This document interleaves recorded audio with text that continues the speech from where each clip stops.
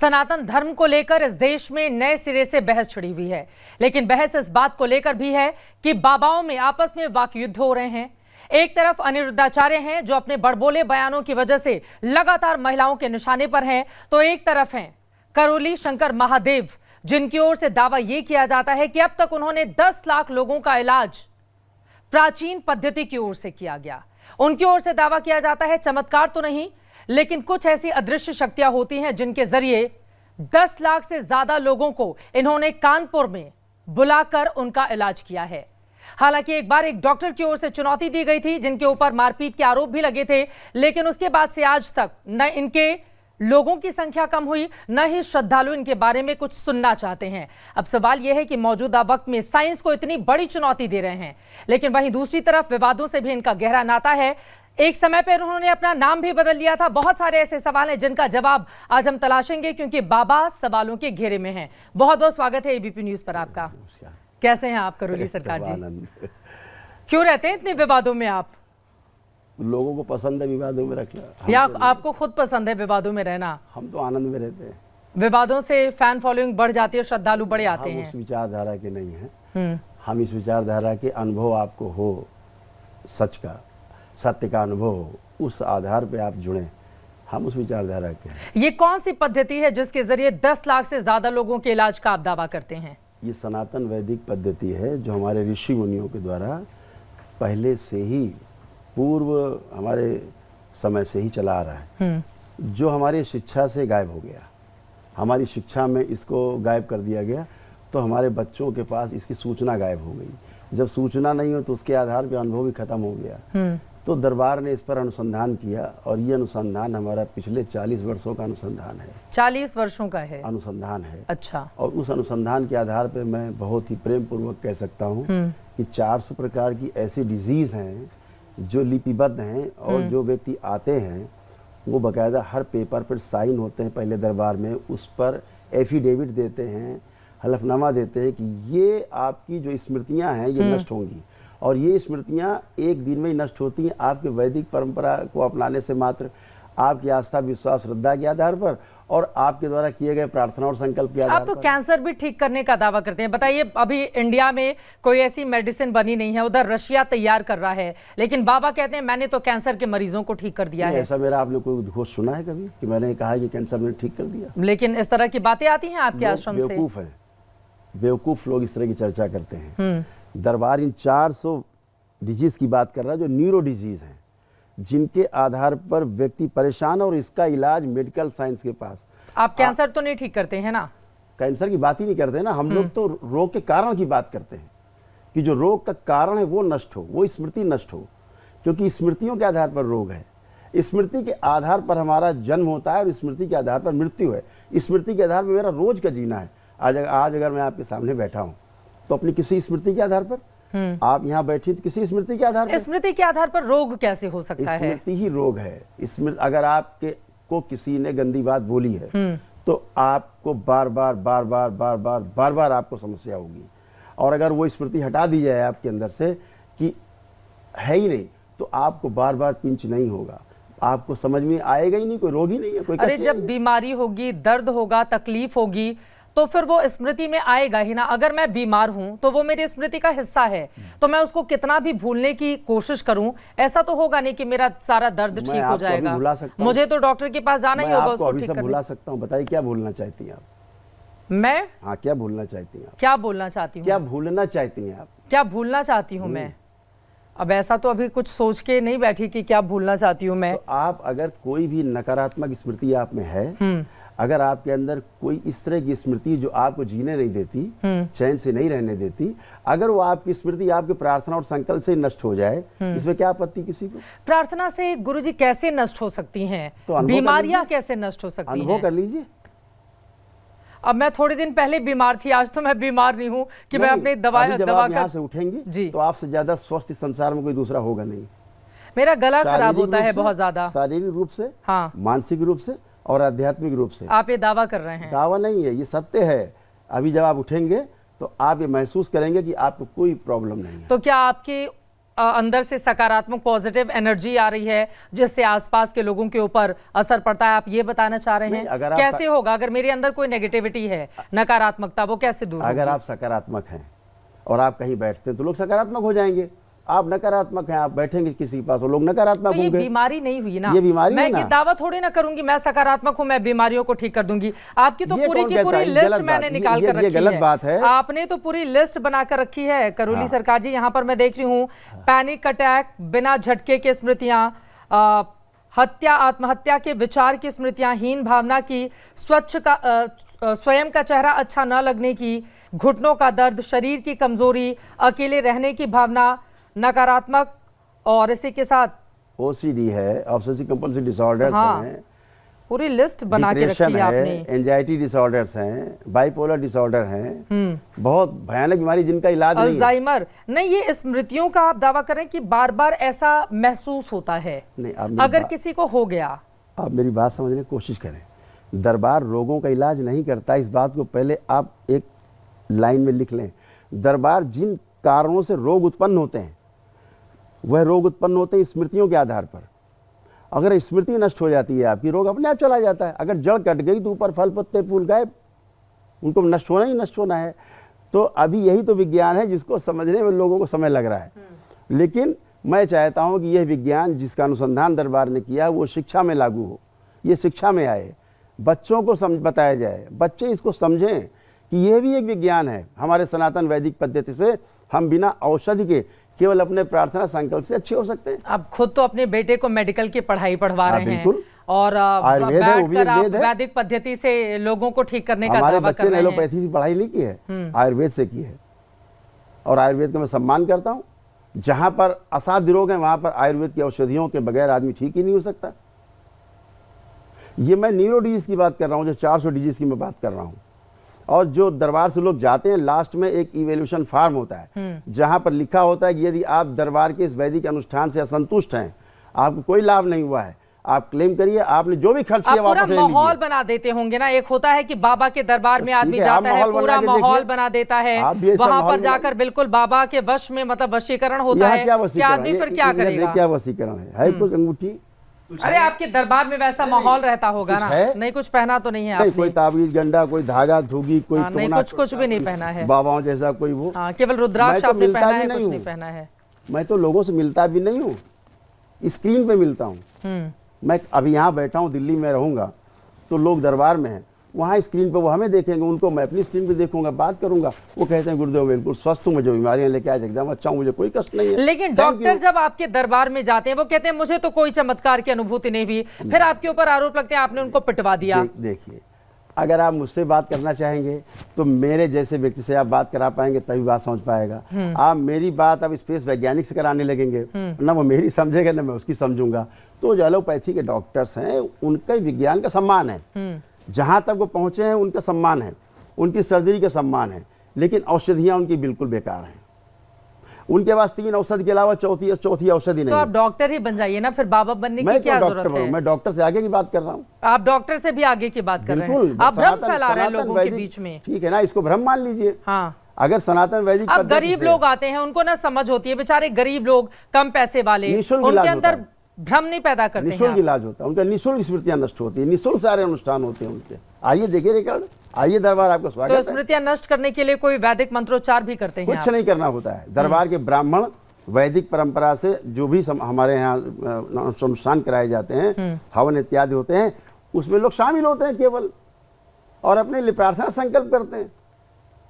जो हमारे आचार्य हैं दरबार के, ब्राह्मण हैं, कम से कम 30 ब्राह्मण हमारे दरबार में हैं, जो आचार्य हैं एकेडमिक, वो इन सब पद्धतियों को के आधार पर लोगों को अनुष्ठान में शामिल करते हैं। ब्राह्मणों को ही आपने भर के रखा हुआ है, आरोप लगेंगे आपके ऊपर जातिवाद के। ठीक है, आप कह रहे हैं ब्राह्मण ही इलाज करते हैं इसका। जैसी दृष्टि उसको वैसी सृष्टि दिखाई देगी। जिसमें कामुकता है उसको कामुकता का ही वर्णन करेगा चारों तरफ, जिसमें अच्छा अच्छा है वो अच्छी बात करेंगे। आपके कुछ और विवादों पर मैं आऊं उसके पहले मैं आपसे निवेदन करूंगी कि एक बार जरा जिक्र कीजिए कि आखिर वो कौन सी पद्धति है जिसके जरिए आप इलाज करने का दावा करते हैं और उसकी पूरी की पूरी प्रक्रिया क्या होती है। मान लीजिए कोई आपके वहां जाता है, मैंने देखा कि आप बैठे हुए मंच पर सामने माइक में अपना वक्तव्य दे रहा होता है कि मैं इस बीमारी से पीड़ित हूं और मुझे मैंने देखा उसको चक्कर आते थे, गिरता था, तो उसको आपने 3 बार उठक बैठक करवाई और फिर आपने कहा तुम ठीक हो गए हो, वापस जाओ। फिर वो अपने बेटे की बात करता है। हाँ, मैंने कहा चेक कर लो आप ठीक है कि नहीं।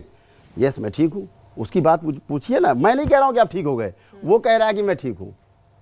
कुछ लोग तो ये भी कहेंगे ना अपने ही लोगों को बिठा के बाबा वीडियो बनवाते हैं। मेरे पास यही तो काम है, रोज रुपया सबको देता हूँ, अपने लिए बुलवाता हूँ, यही तो मेरे पास काम। मेरे पास तो पेड़ लगा है ना रुपए का। ये दरबार चंदा नहीं लेता, ये दरबार किसी से चंदा नहीं लेता 1 रुपया। तो इतना पैसा कहाँ से आता है बाबा के दरबार पास? वैदिक अनुष्ठान से जो पैसा आता है उसी को खर्च करता है इन सब पे। क्या है प्रक्रिया आपकी, कैसे होती है, जरा इसके बारे में बताइए। इसके लिए अनुभव करिए, कभी दरबार आइए। दरबार में आऊंगी तभी हो पाएगा, अभी नहीं बताएंगे। दर्शक हमारे कह रहे हैं कि बाबा जी से पूछिए जरा। हाँ ठीक है ना, अगर आप पूछना चाहते हैं तो सिर्फ इतना समझ लीजिए कि वैदिक परंपरा के द्वारा, सनातन वैदिक परंपरा के द्वारा दरबार में आपके अंदर अगर आस्था, विश्वास और श्रद्धा है आपके अंदर उस सनातन वैदिक परंपरा के प्रति, और आप अपने प्रार्थना संकल्प से स्वस्थ हो जाते हैं, ये विद्या है, इससे अतिरिक्त कुछ नहीं। और दरबार ये भी कहता है कि अगर आप ऐसा आपको नहीं लग रहा है कि आप नहीं स्वस्थ हो रहे हैं तो आप क्लेम करिए खड़े होकर सामने। उसके लिए दरबार समय देता है। आखिर में जाते समय एक इवैल्यूएशन फॉर्म होता है जिसे भरना होता है कि मैं स्वस्थ हुआ या नहीं हुआ। वो भर के जाता है कि मैं स्वस्थ हुआ तो ठीक है। मतलब गंभीर बीमारियों को नहीं, जो स्मृतियां होती हैं, आदमी को लगता है कि मैं इसका शिकार हो गया हूं, उन बीमारियों को आप खत्म करते हैं, उनके मन से वो विकार हटा देते हैं कि नहीं आप बिल्कुल स्वस्थ हैं। बार बार इसको अपने दिमाग में मत लाइए, आप इसका दावा कर रहे हैं। तमाम शारीरिक, मानसिक और आध्यात्मिक जो कष्ट हैं वो एक दिन में ही समाप्त हो जाते हैं। पहली बात जो कष्ट हैं, लेकिन जो असाध्य बीमारियां हैं वह आपके प्रार्थना संकल्प से इसलिए धीरे धीरे मुरझाने लगती हैं क्योंकि आप उधर औषधि ले रहे हैं उस असाध्य रोग की, और इधर से उस कारण था उस रोग का, जो कर्म भोग थे। हमारे जो सिद्धांत हैं वैदिक कि हमारे कर्म भोग जैसे होते पिछले जन्मों के, मेरे द्वारा किए गए या मेरे पूर्वजों के द्वारा किए गए कर्मों के, उन स्मृतियों के आधार पर उनको रोग रहे हैं, उन रोगों के आधार पर स्मृतियाँ छूटी मृत्यु के बाद, वो स्मृतियाँ हम में रहती हैं और उन स्मृतियों के आधार पर हम में रोग बनते हैं। अगर वो स्मृतियाँ नष्ट कर दी जाएँ तो रोग और कष्ट अपने आप ही समाप्त हो जाते हैं। आप असाध्य रोगों का भी इलाज आयुर्वेदिक जड़ी बूटी से करते हैं? आयुर्वेदिक से, आयुर्वेद से ठीक जो है। असाध्य रोग है हाँ, उनका आयुर्वेद तो पद्धति वहाँ से पे हमारे डॉक्टर्स भी डॉक्टर्स होंगे, हैं, ये पूरे सारे डॉक्टर्स आयुर्वेदिक हैं, दरबार में डॉक्टर्स डॉक्टर्स भी हैं ठीक सारे, है। वो उनका इलाज करते हैं। तब लोग क्यों कहते हैं ये बड़ा तंत्र मंत्र करवाते रहते हैं अपने वहां पर बुलाकर और फिर सबको सम्मोहित करके फिर इलाज करने का दावा करते हैं बाबा? सम्मोहित क्या होना, सम्मोहन काहे का है, इसमें काहे का सम्मोहन है, किसको किसको आप सम्मोहित करेंगे? आप स्वस्थ होते हैं, सबसे बड़ा सम्मोहन यही है। ये अच्छा आप देखते हैं कि 10,000 लोग हर महीने इकट्ठे होकर दरबार से आके दीक्षा लेते हैं, हमारे बाबा से दीक्षा लेते हैं, बिल्कुल हमारे गुरुदेव से। मैं दीक्षा देने का माध्यम हूँ, ठीक है, मैं अपने गुरुदेव की ओर से दीक्षा देता हूँ। तो वह क्यों आते हैं? कृतज्ञतावश कि वो स्वस्थ हुए हैं, उनका परिवार स्वस्थ हुआ है। तलाक के केसेज हैं, आप मेरे सामने खड़े करिए ना 2 तलाक लेने वाले लोग और देखिए, अगर आपके सामने इसी स्टूडियो में बुलाइए आप, अगर वो ये कहें आपके सामने कि हम तलाक नहीं लेना चाहते, बिल्कुल नहीं चाहते, आप उनका ब्रेन वॉश कर देंगे? बिल्कुल नहीं करते, स्मृतियां नष्ट हो जाएंगी गंदी। तो टीवी पर बैठकर जो हमारे इस तरह के मान लीजिए परिवार के लोग हैं वो सुन रहे हैं, उनके स्मृतियां नहीं, बाबा के दरबार में ही आना पड़ेगा, ऐसे भी नष्ट हो जाएंगी। तो बताइए कैसे कैसे करेंगे आप? बुलाइए किसी को, आप खड़ा करिए। और जो लोग सोच रहे होंगे, बहुत सारे ऐसे लोग होंगे जो सोच रहे होंगे कि बाबा के पास पहुंचना तो बड़ा मुश्किल है, अगर वो कुछ बताएं, कोई उपाय बताएं। मुश्किल है, आना मुश्किल है, वो जा नहीं पाएंगे, घर में ठीक हो जाएंगे, ऐसे व्यक्ति को बहुत धन्यवाद, अपने घर में रहे, दरबार से प्रार्थना पूजा करें, ऐसे घर में ही लोग स्वस्थ होते हैं। ठीक है, चलिए, बाबा के बहुत बड़े बड़े अपने दावे हैं लेकिन मेडिकल साइंस इनको प्रूव नहीं करता है, तो बाबा के दावों को हम इतर रखते हैं। ये भी बात सच है कि हजारों की तादाद में लोग हर रोज जाते हैं इनके आश्रम में कानपुर में और वहां पर उनकी ओर से दीक्षा ली जाती है। पागल तो है नहीं जो 10,000 लोग हर महीने आकर के दीक्षा लेते हैं कृतज्ञतावश, कि जो कहीं ठीक नहीं हुए, औषधियों से ठीक नहीं हुए, क्योंकि नकली रोग हैं। 90% रोग ही नकली है व्यक्ति में, और उन नकली रोगों का जब असली इलाज चालू होता है एलोपैथी या किसी विद्या से भी, तो फिर जो केमिकल बॉडी में रक्त में मिश्रित होता है उसके कारण फिर रोग उत्पन्न होना शुरू होते हैं।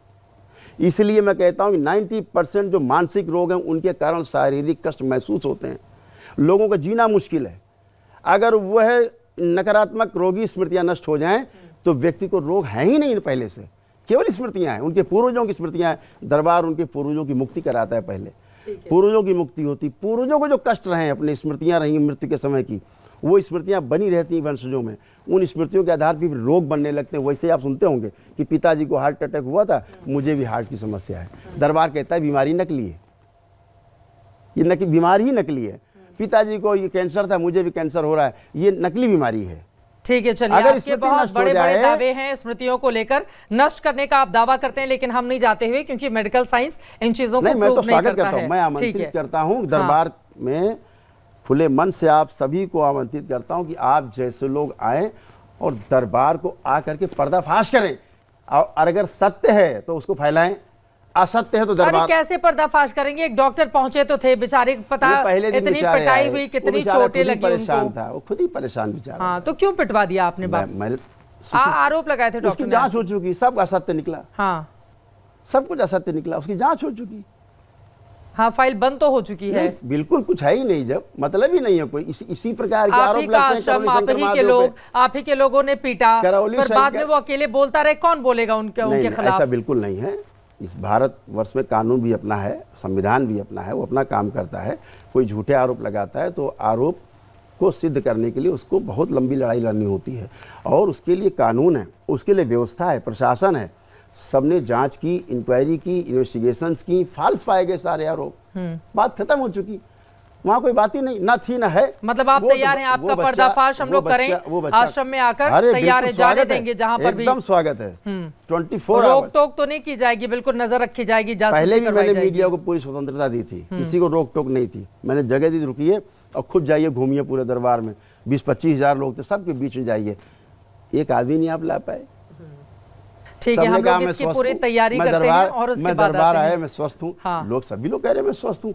और फिर सबसे बड़ी बात है कि दरबार ऐसे गरीब लोगों को, जिनके पास पैसे नहीं हैं, जिनके पास व्यवस्था नहीं आने जाने की, खाने पीने की, दरबार उनके लिए भी वैदिक अनुष्ठान निःशुल्क कराता है। आप तंत्र मंत्र भी करते हैं? झूठ नहीं करते। ये तंत्र मंत्र टोना टुटका का दरबार विरोध करता है, झाड़ फूक टोना टुटका जादू टोना का कड़ा विरोध करता है, और सरकार से मांग करता है कि ऐसे लोगों के विरुद्ध कानून आना चाहिए, बिल आना चाहिए। ऐसे लोगों को उठा के जेल के अंदर बंद कर देना चाहिए। जो ऊत भूत प्रेत की बात करते हैं उनको उठा के बंद कर देना चाहिए जेल में। कोई ऊत भूत प्रेत नहीं होता, ये सब स्मृतियां हैं, केवल आपकी स्वयं की स्मृति, नकारात्मक स्मृतियां हैं जो आपको तंग करती हैं, आपके बच्चों को तंग करती हैं। पूरे कुल में स्मृतियों का प्रभाव होता है। इन स्मृतियों के बारे में आप जानते हैं ना, तो भूत प्रेत की बात आप। लेकिन गांव में तो हमने देखा है ना, आज भी ये दुर्भाग्य है हमारे देश का कि कई ऐसे गांव से खबरें आती हैं जहां पर एक महिला के ऊपर चुड़ैल के आरोप लगा के भीड़ उसको पीट रही है। कहीं कहीं बड़े बड़े घर हैं, लोगों ने कहा भूत का वास है, वो पूरा घर ही लोग। मैं ऐसे कई लोगों को जानती हूँ कि उन्होंने कहा कि इस हवेली में भूत का वास हो गया है, क्योंकि यहाँ पर एक आत्महत्या या वो हुई थी, उसके बाद पूरा घर छोड़कर लोग चले जाते हैं। दरबार कभी किसी अपने भक्त को, किसी शिष्य को नहीं कहता आप घर छोड़िए, कभी नहीं कहता। लोग कहते घर में समस्या, कहते घर उनको डर लगता है घर के अंदर जाने पर, उनको लगता है भूत प्रेत का वास हो गया है वहां पर। समस्या घर में नहीं है, समस्या स्वयं में है। अगर स्वयं में समाधान नहीं है तो कहीं समाधान आपको नहीं मिलेगा। कोई आपको नहीं बैठा ठीक करने वाला। आप ठीक स्वयं से हो सकते हैं, स्वयं से ही अच्छे हो सकते हैं, दूसरा कोई आपको अच्छा नहीं करता। अगर आप दवा भी खाते हैं तो आप में स्मृति होती है कि मैं दवा, ये डॉक्टर बहुत अच्छा है, इससे आदमी आते ठीक होते हैं, मैं भी जा रहा हूं, अगर मुझे डॉक्टर मिल गया और मैं दवा खाऊंगा तो ठीक हो जाऊंगा। मतलब आप ये कह रहे हैं कि जो दरबार में आए वो इस भरोसे के साथ आए कि दरबार उसके साथ जो करेगा उस भरोसे में उनको फायदा मिलेगा। अगर आप डॉक्टर के पास ही जाते हैं, अगर आप डॉक्टर के पास भी जाते हैं तो विश्वास से जाते हैं ना, विश्वास कि मैं वहां जा रहा हूं, मुझे विश्वास है बहुतों को ठीक किया, मैं वहां भी ठीक हो सकता हूं। तो ये अनिरुद्धाचार्य के ऊपर विश्वास क्यों नहीं कर पा रहे हैं करोली बाबा? नहीं, बात केवल आप लोगों में इतना झगड़ा क्यों चल रहा है? वो आपके बारे में टिप्पणी करते हैं, आप उनके खिलाफ मोर्चा खोल कर रखे हुए हैं। नहीं, मोर्चा नहीं खोला मैंने, उनकी गलत बातों का मैंने केवल विरोध किया। मैं अनिरुद्धाचार्य का विरोध नहीं कर रहा हूँ, मैं अनिरुद्धाचार्य की गलत स्मृतियों का विरोध कर रहा हूँ। मैं उनसे ये कहना चाहता हूँ, बराबर कहता रहा कि आप ऐसी बातें ना बोलें जो परिवार में, बच्चों में, अभिभावकों में, पेरेंट्स में एक शक का वातावरण पैदा करे, एक अविश्वास का वातावरण पैदा करे। आप ऐसा बोल करके माता पिता और बच्चों के बीच में लंबी खाई खड़ी कर रहे हैं। आप ये लंबी खाई ना हो, ये हमारा अधिकार है, बनता है, और हमारा दायित्व कर्तव्य भी है कि हम परिवारों में समरसता पैदा करें, परिवारों में प्रेम पैदा करें, विश्वास का वातावरण पैदा करें। उन्होंने कहा है कि 25 साल की लड़कियां 4 जगह मुंह मार के आती हैं, इसीलिए परिवार में वो अपने आप को सामंजस्य नहीं बिठा पाती हैं। पहले 14 साल की उम्र में लड़कियों की शादी हो जाती थी तो बड़ा अच्छा रहता था। तो ये उनको अनुभव कहाँ से हो गया है? मैं तो अनुभव की बात कर रहा हूँ, सूचना की बात मैं मानता नहीं। दरबार पूरा अनुभव पे आधारित है। आप दरबार आइए, वैदिक प्रक्रिया करिए, आप स्वयं अनुभव करिए। ऐसे ही मैं केवल उनकी बात से आप सहमत हैं या असहमत हैं? किस बात? लड़कियों के बारे में जो टिप्पणी उन्होंने की। एकदम पूरी तरह असहमत, 100% असहमत। बल्कि मैं कहना चाहूँगा कि इस प्रकार के दुष्प्रचार से उनको बचना चाहिए। सामने आकर के उनको नारी समाज से पूरे क्षमा मांगनी चाहिए। उन्होंने किंतु परंतु करते हुए तो माफी मांगी है। ये किंतु परंतु नहीं, स्पष्ट बात करें। अगर आप अपने को मानते हैं कि आप समाज सुधारक हैं, तो आप कथा बाँचते हैं, तो आप अच्छी बाँचें। अब बाँचें मतलब अच्छी बातें बोलें, अच्छी बातें बोल करके अच्छी स्मृतियाँ लोगों को फैलाएं। इस प्रकार की नकारात्मक स्मृतियां फैलाने का आपको कोई अधिकार नहीं है, क्योंकि आपको सुनने वाले बहुत लोग हैं। बच्चे भी सुनते हैं, गलत रास्ता पकड़ेंगे। एक तरफ तो आप दुनिया भर का ढोल मंजीरा बजा करके एक इस तरह की कथा में कामुकता पैदा करते हैं बच्चों में, और फिर बाद में कहते हैं साहब ये तो कामुक हैं। आप भगवान श्री कृष्ण, भगवान नारायण ने गीता का भी तो उपदेश दिया है। बिल्कुल, गीता की बात कर लो थोड़ी, भगवान राम की बात कर लो थोड़ी, आदर्शों की, तो क्या चला जाएगा? तो वो क्यों ये वाली बातें ज्यादा क्यों करते हैं? वो कहते हैं लड़कियां मेकअप इसलिए करती हैं ताकि पुरुषों को आकर्षित करें। वो किसको आकर्षित कर रहे हैं? वो भी तो पेंट पोत के बैठे पूरे चेहरे पे। मेकअप करते बाबा? बहुत देख लीजिए सामने, उनसे पूछ लो भाई तुम क्यों, उनका आप मुंह धुलवा दीजिए, देखिए असली रूप सामने आ जाएगा। आपको लगता है कि वो मेकअप करके बैठते हैं? सामने है ही मेकअप। अरे भाई इतने डिजाइनर कपड़े पहनने की क्या जरूरत है भाई? इतने डिजाइनर और चुन्नी डाल के बैठने की क्या आवश्यकता है उनको? काजल वाजल तो लगाते हैं, अगर कुछ कमी है, अगर हैं। कुछ कमी महसूस होती है आपको अपने सौंदर्य में, तो आप उसको बाहरी आवरण से पूर्ति करते हैं। तो उनके विचारों में सौंदर्य है कि उनके चेहरे का सौंदर्य लोग देखें? नहीं, तैयार होके तो बैठते हैं वो। हाँ, तो तैयार होके बैठते हैं, तो अंदर से भी तैयार होके बैठे हैं, अंदर से ज्ञान के रूप में भी। सूचनाएं बहुत है, ज्ञान कम है। आप भी मेकअप करते हैं? देखो ना कितना किया हुआ है। आप नहीं करते हैं? देखिए ना, मतलब मेरे सामने तो नहीं दिख रहा है। हाँ, नहीं, अगर कहीं भी देखा हो आपने कभी मेरे को मेकअप में, यही मेरा मेकअप है, मैं जो बोलता हूँ यही मेरा मेकअप है। अनिरुद्धाचार्य आगे ये भी बोलते हैं कि 15 अगस्त इसलिए मनाया जाता है क्योंकि अगस्त ऋषि ने समंदर पी लिया था। तो 1 अगस्त से अंग्रेज इतना थर-थर कांपने लगे कि उन्होंने निर्णय किया कि अब तो 15 अगस्त को हम लोग हिंदुस्तान छोड़ देंगे। तो फिर वो हिंदुस्तान छोड़कर चले गए। क्या कहें इस आदमी के बारे में, शब्द नहीं इस आदमी के बारे में। भ्रम फैलाने के अलावा इनके पास कोई काम नहीं है। एक्शन भी तो नहीं हो रहा है। अगर वो भ्रम फैला रहे हैं, गलत बयानी कर रहे हैं, तो कुछ हो भी तो नहीं रहा है। ये काम व्यवस्था का है, जो शासन है, जो तंत्र है, उसका काम है कि हम लोग तो बात को उठा सकते हैं। ऐसा लग रहा है अभी थोड़े सॉफ्ट हो गए हैं आप। उस दिन तो कह रहे थे अनिरुद्धाचार्य के खिलाफ मोर्चा खोलेंगे, दरबार में आपकी ओर से कहा गया था कि देश के अलग अलग हिस्सों में प्रदर्शन करेंगे। मोर्चा तो तब तक चलता रहेगा जब तक क्षमा नहीं मांग लेंगे। क्या मोर्चा खोला है आपने? वैचारिक मोर्चा है। मैं तो कहता हूँ बुलाइए मेरे सामने, आप बात कराइए अनिरुद्धाचार्य जी से, मेरे सामने बिठाइए। वो आप पर भी टिप्पणी करते हैं दरबार में कि ऐसे बाबाओं के पास जाने की जरूरत नहीं है जो भ्रम फैलाकर इलाज करते हैं। ठीक है ना, भ्रमित आदमी को भ्रम ही दिखेगा, जो खुद भ्रमित उसको भ्रम ही दिखेगा। आप भी इलाज का दावा करते हैं? अनिरुद्धाचार्य कोई दावा नहीं करता। मतलब मैं सनातन वैदिक पद्धति से आपकी रोगी नकारात्मक स्मृतियों के नष्टीकरण की बात करता हूँ। जो रोगों का कारण है, रोगों का कारण नष्ट हो जाने के पश्चात रोग अपने आप गायब हो जाता है। ठीक है, रोगों के नष्टीकरण के लिए हम भौतिक बात कर रहे हैं, हम भौतिक बात ही नहीं कर रहे हैं, हम तो अभौतिक बात कर रहे हैं। जिस अभौतिक समस्या के कारण आपको भौतिक समस्याएं दिख रही हैं फिजिकल, अपने आप ही नष्ट हो जाती हैं। अगर आपको किसी व्यक्ति ने कोई खराब बात बोल दी, अगर वो आपकी स्मृति से नष्ट कर दिया जाए, ना आए कभी आपकी स्मृति में, तो फिर आपको कष्ट भी नहीं होगा। ठीक है। अनिरुद्धाचार्य का एक और बयान है, उनकी ओर से कहा गया है कि 5 साल के बच्चे की आंखों पर अगर चश्मा लगता है, 12 साल के बच्चे को अगर हार्ट अटैक आता है, या मतलब बालों को लेकर भी उनकी टिप्पणी कि 8 साल 9 साल के बच्चों के बाल अगर गिर जाते हैं, झड़ जाते हैं, तो इसके पीछे की वजह यह है कि माँ बाप ने शादी के पहले अपना वीर्य वो इस्तेमाल करते हैं, कहीं खर्च कर दिया है, और इस वजह से बच्चों को ऐसी तकलीफ होती है। वो बचा कर रखें इसको, और भी बहुत सारी बातें कहते हैं, उसको बताना फिर टीवी पे अच्छा भी नहीं लगेगा। तो उनकी बात से आप कितने सहमत हैं? इस पर कोई टिप्पणी नहीं करेंगे, बहुत अशोभनीय वार्ता है ये। इस तरह की वार्ता को तो हम चर्चा भी नहीं करना चाहते, समाज में खुले मंच से नहीं बात करना चाहते। इस गंदी बातों के लिए, चर्चा के लिए मंच नहीं है। तो इतनी गंदी बातें अनिरुद्धाचार्य करते हैं जो है ना, संत समाज है, उनके अंदर होगी। संत कहाँ के हैं ये? हाँ, कथावाचक हैं वो, कथावाचक है मात्र। नहीं, लेकिन जो संत समाज है भाई, ऐसे लोग सनातन धर्म को नुकसान भी तो पहुंचा रहे हैं। जिस सनातन धर्म के लिए न जाने कितने लोग जिनको हम नहीं जानते, वो दिन रात एक करके इसके प्रचार प्रसार के लिए लगे हुए हैं। अगर इस तरह के बाबा जो सोशल मीडिया पर वायरल भी होते हैं जबरदस्त तरीके से, उनके वीडियो हालांकि कई लोग मस्खरी के लिए भी देखते हैं, क्योंकि कई उनके इस तरह के संवाद होते हैं कि मस्खरापन होता है उसमें, लेकिन इस तरह की बातें अगर वो करेंगे तो फिर बच्चों पर या परिवार के ऊपर या समाज में क्या इसका गलत असर नहीं पड़ेगा? जाहिर है सर, अभी नारी सम्मान के विरुद्ध इनकी टिप्पणियों ने कि बच्चियां ऐसे करती, मुंह मारती, बच्चियां ऐसे, महिलाओं की वेश्याओं से तुलना करते हैं वो। हाँ, उनकी ओर से की गई है तुलना। मुझे तो हर बच्ची में, हर स्त्री में माँ दिखती, मेरी पत्नी में ही मुझको माँ दिखती है। अब क्या करें इसके लिए, मैं कैसे टिप्पणी करूं? मेरी धर्म पत्नी जो थी, मुझे तो उसके अंदर ही माँ दिखाई देती है। पत्नी में माँ कैसे दिखाई दे सकती है? माँ तो दिखती है। कैसे? अरे माँ है ना, तो दिखती है, वो कैसे दिखेगी? कैसे? वही तो, मैं पत्नी में माँ कैसे? भाव से। और कैसे? भाव से दिखती है। अब बाबा जी, थोड़ा ज्यादा नहीं हो गया? आप वहां तक पहुंचे नहीं ना अभी, इसलिए आपको ज्यादा लग रहा है। जिससे आपने विवाह किया, आपके दो बच्चे हैं, हाँ, आप कह रहे हैं ठीक है ना, पत्नी वो में माँ नजर आती दायित्व हैं। तो पूरा हो गया।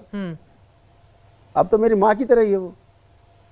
मतलब आप जब से सनातन धर्म के लिए काम करने लगे, तब से फिर वो, जब से मेरे वैवाहिक दायित्व पूरे हो गए। वैवाहिक दायित्व मतलब जो हमारी जिम्मेदारियां थी परिवार की, हमारी पूरी हो गई, मैंने निभाई अपनी धर्म पत्नी के प्रति, अपने बच्चों के प्रति, और अब वो सक्षम है अपने अपने कार्य करने के लिए। तो मैं अपने आधार पे मैं कह सकता हूँ कि मैं अब समाज के लिए कार्य कर सकता हूँ। अरे या आप तो बाबा बन के निकल गए ना, पत्नी अपनी पीड़ा कहाँ पर निकल गया मैं? ये निकलने वाला हमारे यहाँ रूल ही नहीं है। हमारे यहाँ दरबार में एक ही शिक्षा दी जाती है, जितने भक्त दरबार के शिष्य हैं, परिवार को कभी नहीं छोड़ना है। ये इकाई परिवार की संसार में वो इकाई है जो आपके साथ हमेशा रहती है। इस संसार में आपके परिवार से सुंदर जगह आपकी दूसरी कोई नहीं है, ना हिमालय है और ना ही कोई जंगल है। परिवार से बढ़ करके संसार में आपके लिए कोई दूसरा स्थान नहीं है जो आपको प्रेम करता है। इसलिए परिवार में रह करके सारी साधनाएं करनी है। दरबार ये शिक्षा देता है और ऐसे लोगों को जोड़ के रखता है। हमारे दरबार के प्रत्येक भक्तों से मिल लीजिए, सब अपने परिवार में रह करके साधनाएं कर रहे हैं। दरबार भगोड़ा नहीं है, घर परिवार छोड़ के भाग गया, ऐसा भगोड़ा नहीं है। हम अपने देश के सभी साधु संतों का सम्मान करते हुए ये कहना चाहते हैं कि इस प्रकार के जो लोग हैं, जो सनातन धर्म को बदनाम कर रहे हैं, जो सनातन धर्म को एक नई गंदी दिशा में मोड़ना चाहते हैं, और इस प्रकार के लोगों को डराने धमकाने का भी काम चालू हो गया। गोलीकांड चालू हो गए लोगों को डराने धमकाने के लिए। हाँ, बोलो मत, वो कह रहे साहब कोई बोलेगा अनिरुद्धाचार्य के खिलाफ तो साहब जो है गोली मार दी जाएगी, बिल्कुल गोली मार दी जाएगी। इस तरह से डराने से भारत डरेगा? अरे भारत मुगलों से नहीं डरा, ये भारत अंग्रेजों से नहीं डरा, और ये भारत इन गुंडों से डर जाएगा। अरे लेकिन गोली चल गई है बरेली में। इनकी ऐसी गोलियां कितनी चलती रहेंगी, इन्हीं के कारण गोलियां चल रही हैं। वो बता रहे हैं गुंडे हैं, उन्होंने कहा सनातन धर्म के खिलाफ कैसे बोल सकते हैं खुशबू? मैं यही तो कह रहा हूँ, इन्हीं की वार्ता से लोग उत्तेजित हो रहे हैं और नारियों के प्रति उत्तेजित ज्यादा हो रहे हैं। नारियों के अत्याचार शुरू हो रहे हैं, नारियों पर गोलियां चलने लग गई हैं। पहले तो गाली से काम चल रहा था इनका, अब गोलियों से, क्योंकि इन्होंने कोई खंडन नहीं किया है। उन्होंने कहा अनिरुद्धाचार्य जी के लिए कोई खंडन आया नहीं, ये गलत है। सनातन धर्म में हिंसा का कोई स्थान नहीं है, कोई इन्होंने खंडन किया नहीं, अभी तक इनके लोगों ने कोई खंडन किया। इसका क्या मतलब निकलता? आप समर्थन कर रहे हैं उसका, हिंसा का, और इसका मतलब है आगे बच्चियों को गोलियां मार दी जाए अगर बच्चियां अगर कोई विवाह करती हैं, प्रेम विवाह करती हैं। वो तो लिव इन रिलेशनशिप पर भी कहते हैं कि ऐसे कुत्ते बिल्लियों की तरह हैं ये। कौन से लिव इन की बात कर रहे हैं? वो उनका लिव इन है क्या जानते हैं लिव इन के बारे में? शादी के पहले लड़के और लड़कियां साथ में हमारे रहते हैं। शास्त्रों में 8 प्रकार के विवाहों का वर्णन है। 8 प्रकार के, ब्राह्म विवाह, दैव विवाह, आर्ष विवाह, प्रजापति विवाह, गंधर्व विवाह, राक्षस विवाह, वैशाजिक विवाह और असुर विवाह। 8 प्रकार के विवाहों का वर्णन हमारे शास्त्रों में है। उसमें गंधर्व विवाह भी है।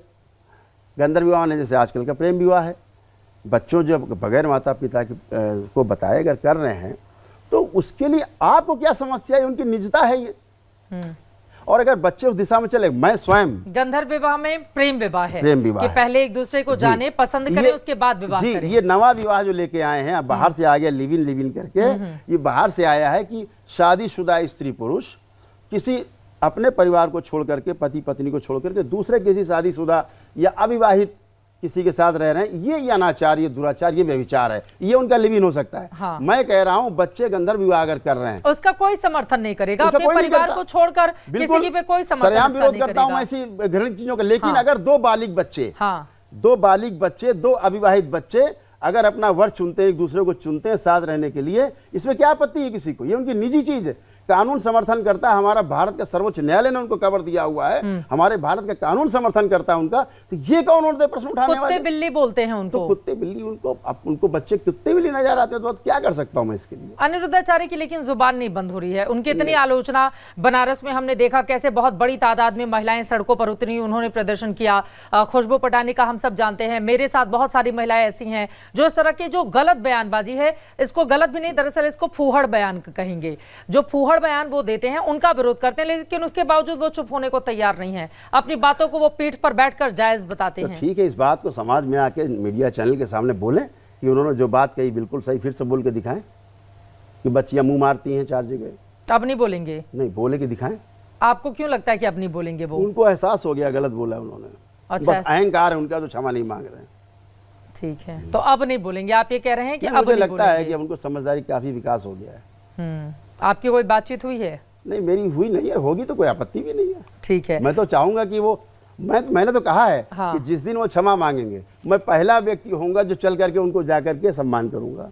अरे उनकी स्मृतियां इस तरह के फूहड़ बयानों की क्यों नहीं दूर कर देते हैं? खत्म कर देंगे। बुलाइए अपने वहां कानपुर में उनकी ऐसी फूहड़ अगर बयानबाजियां हैं, आप बुलाइए, उनकी स्मृतियां खत्म कीजिए, खत्म हो जाएंगी। क्योंकि बाबा को भी तो इलाज की जरूरत है ना, नहीं तो महिलाओं के खिलाफ लगातार वो गंदे गंदे बयान देते रहेंगे। उसके लिए अपने अंदर आस्था, विश्वास, श्रद्धा होनी चाहिए दरबार के प्रति, अपनी सनातन वैदिक परंपरा के प्रति।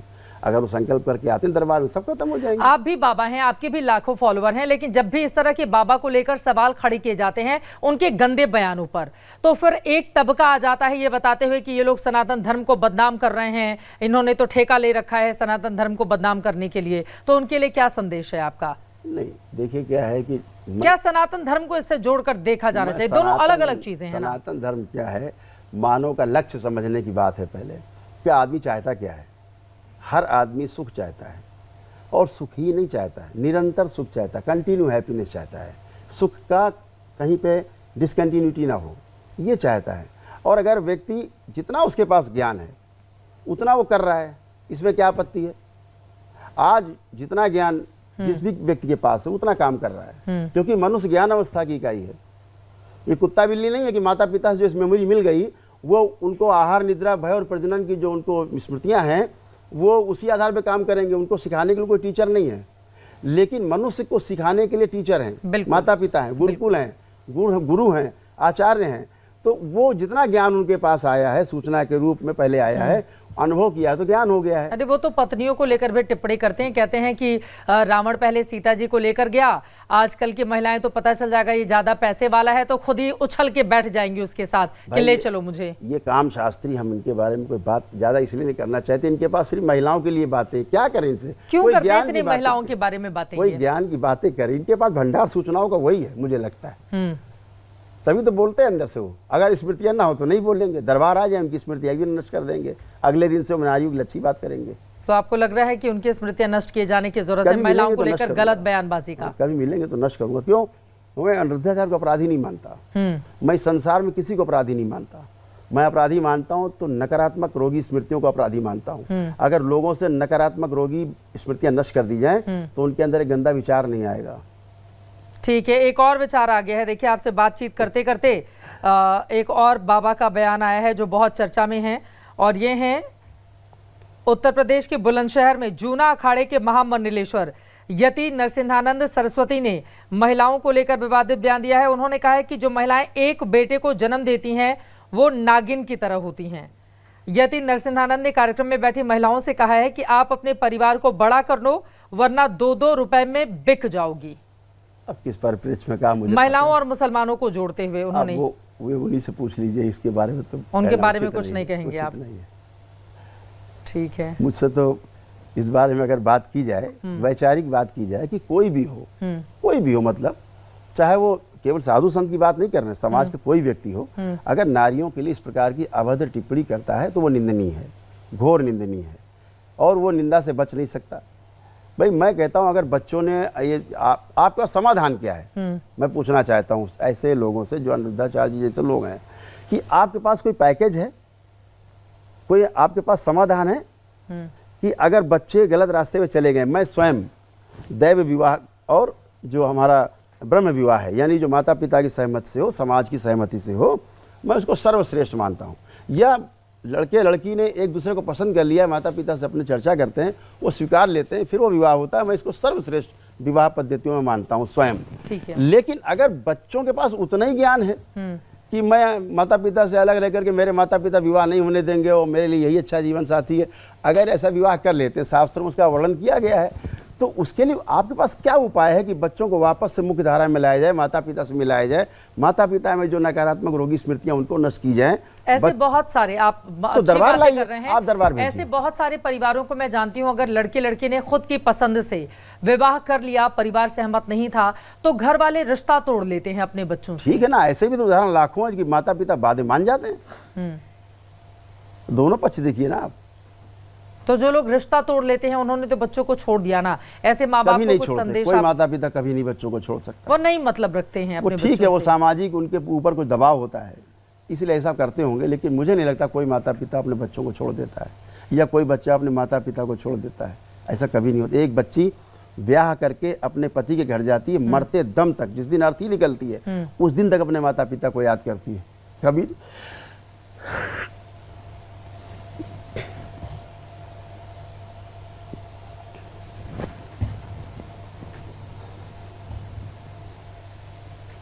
आप भावुक हो रहे हैं ये बातें कहते हुए, लेकिन सच्चाई तो है ना कि अगर अपनी पसंद का विवाह कर लिया तो फिर परिवार वाले उससे रिश्ता तोड़ लेते हैं। ये जिम्मेदारी किसकी है? माँ बाप की भी है, समाज की भी है, धर्माचार्यों की भी है, बिल्कुल, और आचार्यों की भी है। इसके लिए दोषी बच्चे नहीं है, पिछली पीढ़ी दोषी है चित्रा जी, जो बच्चों को संस्कार नहीं दे पाई है। यही दरबार कहता है कि ऐसे बच्चे लाओ ना दरबार में, देखो माता पिता कैसे चरण छूते हैं झुक करके, दोनों बच्चे कैसे माता पिता के चरण छूते हैं, कैसे अपनी गलती को स्वीकार करते हैं, क्योंकि केवल नकारात्मक गंदी स्मृतियां नष्ट होंगी उनमें से, और माता पिता में भी उनके प्रति जो क्रोध है वो स्मृतियां नष्ट हो जाती थी। कैसे प्रेम से रहते हैं। मेरे पास रोज ऐसे लोग आते हैं, मेरे पास ऐसे तमाम लोग रोज आते हैं जो अपने बच्चों से परेशान हैं, लेकिन बच्चे जब आते हैं तो वहाँ माता पिता के चरण छूते, कहते हैं मुझसे बहुत गलती हुई। क्यों कहते हैं? क्योंकि बच्चे माता पिता के विरुद्ध जा ही नहीं सकते। आप लोग लव जिहाद और इन चीजों पर भी काम कर रहे हैं या आप अपने आप को दूर किए हुए हैं? यही है, नकारात्मक स्मृतियां हैं जो बच्चों को इस तरह मोड़ती है। दरबार में से तमाम बच्चे, मैं आपको मिलवा सकता हूं व्यक्तिगत, लेकिन मैं समाज में नहीं मिलवा सकता आपको, व्यक्तिगत मिलवा सकता हूं। भीड़ है मेरे पास जो दूसरे मजहब के प्रति आकर्षित हुए और ये कि मर जाएंगे, कुछ भी हो जाए, यही शादी करेंगे। अगले दिन वो कहते हैं मुझे पता ही, उनको यही नहीं पता किसकी बात कर रहे थे, वो किसके साथ शादी की बात कर रहे थे, उन्हें पता ही नहीं है। आज भी 4-4, 5-5 बच्चे हैं, स्कूल जा रही, कॉलेज जा रही। आपकी बातों से मुझे लग रहा है कि बाबा जी ब्रेन वॉश करते हैं बच्चों का, तभी तो स्मृतियां खत्म होती हैं। अंग्रेजी में कुछ ही बोल सकते हैं, जैसे आप गंधर्व विवाह को लिव इन बोल सकते हैं। गंधर्व विवाह ही लिव इन है। मैं इनके तथा उस लिव इन की बात नहीं कर रहा हूँ जो अव्यभिचार है, जो शादीशुदा लोग और शादीशुदा लोग, उसका कोई समर्थन, उसका तो समाज में कोई समर्थन वो रह रहे हैं किसी के साथ, वो गंदगी की बात नहीं कर रहा हूँ। मैं बात कर रहा हूँ अपने उन बच्चों की जिनके पास ज्ञान का अभाव है और उस ज्ञान के अभाव के कारण, भय के कारण, भ्रम के कारण वो विवाह कर लेते हैं। बच्चे अपने साथ एक साथ रहना स्वीकार करते हैं। तो ऐसा भी तो होता है कि बाद में कभी विवाह भी कर लेते हैं वो। ऐसा भी होता है कि कभी उनके माता पिता स्वीकार भी कर लेते हैं उनको। ये भी तो पक्ष है एक, कि केवल यही है कि व्यभिचार हो रहा है। अगर कोई एक बच्ची अपने किसी को वर मान करके, पति मान करके, कुछ भी जीवन साथी मान करके साथ रह रही है, तो ये कौन सा वेश्यालय हो गया? ये कौन सी परिभाषा दी जा रही? बच्चों को गालियां बक रहे हैं आप, गंदी गालियां बकी जा रही हैं। इससे बड़ी गाली क्या हो सकती है? अब तो जेन जी को लेकर इतनी सारी चर्चा मैं अगर कहूं जी, अगर मैं आरोप लगाऊं किसी व्यक्ति पे, वह सच्चा आदमी है कि तू चोर है, तूने वहां चोरी की, इसको बुरा लगेगा? नहीं लगेगा। चोरी नहीं की है उसने, और मैं कहूं तुमने चोरी की है, तुम चोर हो, उसको बुरा नहीं लगेगा? बहुत बुरा लगेगा कि मैं चोर नहीं, मेरे लिए चोर। अब अगर वो बोले कि मैंने चोरी नहीं की, अरे साहब ये तो यही चोर है, क्योंकि ये बोल रहा है मैंने चोरी नहीं की। इस प्रकार के लोगों का मैं विरोध करता हूं। और यकीनन 21वीं सदी जिसमें हम जी रहे हैं, इस तरह की भाषा के लिए जगह भी नहीं होनी चाहिए। दुनिया कहां से कहां जा रही है और हम अपने बच्चों को दिग्भ्रमित करने का काम कर रहे हैं, जिनमें से एक दो बाबा जिसका जिक्र और लगातार एबीपी न्यूज के हमारे दर्शक देख भी रहे हैं। अब मैं आ जाती हूँ आपके कुछ व्यक्तिगत जीवन पर। आपको नाम बदलना पड़ गया, आपके ऊपर भी तो इतने मुकदमे लदे, आप भी राजनीति में गए, वहां पर सफल नहीं हो पाए, फिर आपने अपने आप को बाबा बना लिया। ऐसा नहीं है। हाँ, ऐसा बिल्कुल भी नहीं है। मैं 16 वर्ष की उम्र से अपने गुरुदेव के साथ रहा, ठीक। उसके लिए उसके बाद मैंने किसानों के लिए संघर्ष किया। मैं अपने जीवन में कभी चुनाव नहीं लड़ा, न चुनाव के मेरे कीड़े हैं लड़ने के, जो बाबाओं के प्रकट हो जाते हैं, लोगों के प्रकट हो जाते हैं, खून में कीड़े पड़ जाते हैं चुनाव लड़ने के। मैं कभी चुनाव जीवन में लड़ा नहीं। अपने एक ग्राम सभा सदस्य लेकर के लोकसभा तक कोई भी चुनाव में कभी लड़ा नहीं, न लड़ने की अभिलाषा रखता हूँ।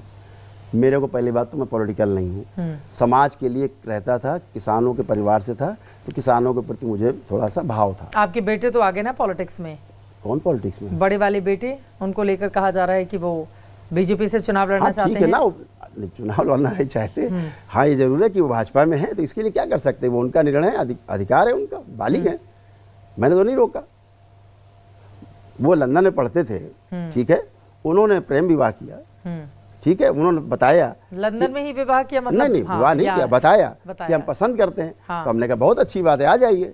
दोनों का विवाह करवा दिया। वो भी लंदन में पढ़ते थे, दोनों का विवाह हो गया। इसमें क्या आपत्ति हो गई? अपने बेटे को आप पढ़ा रहे हैं लंदन में, हाँ। और यहाँ पर आप दावा कर रहे हैं तंत्र मंत्र और इसके जरिए तंत्र मंत्र में आप पलटकर हमसे पूछेंगे ना, में आ गए। बच्चों के किसी भी अधिकार को मैंने कभी कटौती नहीं की। मैंने अपने बच्चों का कभी रिपोर्ट कार्ड नहीं देखा स्कूल का कि कितने नंबर आए। मैं आपसे बहुत दावे से कह रहा हूँ, मैंने अपने बच्चों का कभी रिपोर्ट कार्ड नहीं देखा। बच्चे आए भी, पापा मेरे से नंबर, थैंक यू बेटा, बहुत बढ़िया, खुश रहो। कभी मैं स्कूल नहीं गया, बच्चों की एक भी पेरेंट्स मीटिंग में नहीं गया। मुझे इस शिक्षा से मेरा कोई, ये मानता हूँ इस शिक्षा का भी ज्ञान बच्चों को होना चाहिए, जो स्कूली शिक्षा है, लेकिन उसके साथ साथ जो हमारी वैदिक शिक्षा है, जो हमारी सनातन वैदिक शिक्षा पद्धतियां हैं, उनकी जानकारी भी होनी चाहिए बच्चों को। ये जरूर होनी चाहिए। मूल्य शिक्षा का अभाव है, जो मूल्य शिक्षा हमारे स्कूल कॉलेज से गायब है। नहीं, मैं आपके मुकदमों की बात कर रही थी कि कौन जब आप मुकदमे लाइए, बहुत सारे मुकदमे, मैं आपके चैनल पर दावा कर रहा हूँ, फिर हाँ, आपके चैनल पर दावा कर रहा हूँ, अपनी जिंदगी में पूरे, आज मैं 62 वर्ष की उम्र का हूँ, कभी भी मैं किसी भी क्रिमिनल केस में मैं कभी जेल गया हूँ, कभी क्रिमिनल केस में मैंने जाके कोई बेल कराई हो, चोर की सजा मेरी सजा नहीं, मेरे सामने व्यक्ति आ जाए, उसके मुंह पे कालिक पोत दे थोड़ी सी। आरोप लगाते हैं आपके अरे ऊपर आरोप लोग। तो लगाते रहेंगे लोग, उनको विचारो काम ही क्या है आरोप लगाने वालों का, और काम क्या उनके पास। कोई मेरे दाग ऊपर नहीं तमाम है, मुकदमे लगाए साफ गए, सुथरे, हाँ, मेरे लगाए ऊपर तो तमाम गए थे, मुकदमे लगाए बिल्कुल। गए। राजनीति, जब मैं किसानों की राजनीति करता था, मुलायम सिंह जी की गवर्नमेंट ने मेरे ऊपर तमाम मुकदमे लगाए। लेकिन यह भी सत्य है कि कैबिनेट की आपातकालीन बैठक में जब बड़ा आंदोलन हुआ किसानों का, तो कैबिनेट की आपातकालीन बैठक में मुलायम सिंह जी की अध्यक्षता में मेरे सारे मुकदमे विड्रॉ किए गवर्नमेंट ने, गवर्नर को गया, गवर्नर अध्यादेश बना और मैं जेल से बाहर आया। ये तो आंदोलन है।